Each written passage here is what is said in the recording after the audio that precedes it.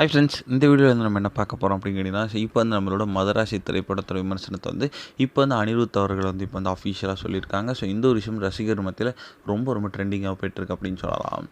So இப்போ வந்து நம்மளோட சிவகார்த்திகேயனோட மதராசி திரைப்படம் இன்றைக்கி வந்து ரொம்ப பிரம்மாண்டமே வந்து ரிலீஸ் ஆயிருக்கு அப்படின்னு சொல்லலாம். ஸோ இந்த திரைப்படத்துக்கான ரசிகர்கள் ரொம்ப ஆவலாகவே காத்துட்ருக்காங்க.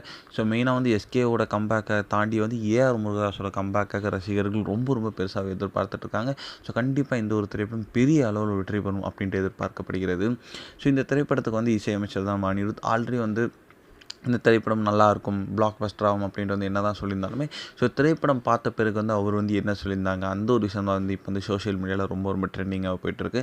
ஸோ அந்த வகையில் வந்து நம்மளோட அனிருத் அவர்கள் வந்து இப்போ வந்து லேட்டஸ்ட்டாக ஒரு இன்டர்வியூவில் ஸோ படம் வந்து பிளாக் பஸ்டர் ஹிட்டு அண்ட் ரசிகர்கள் வந்து இந்த திரைப்படத்தை கொண்டாடிக்கிட்டு இருக்காங்க. அண்ட் நான் வந்து அதை லைவாகவும் பார்த்தேன். ஸோ எஸ்கேயோட பர்ஃபார்மன்ஸ் வந்து வேறு லெவலில் இருந்துச்சு. அண்ட் இந்த OG AR Murugadoss is back அப்படின்ட்டு வந்து ரசிகர்கள் ஹேஷ்டாக் வந்து செம்ம ட்ரெண்டிங்காக போயிட்டுருக்கு.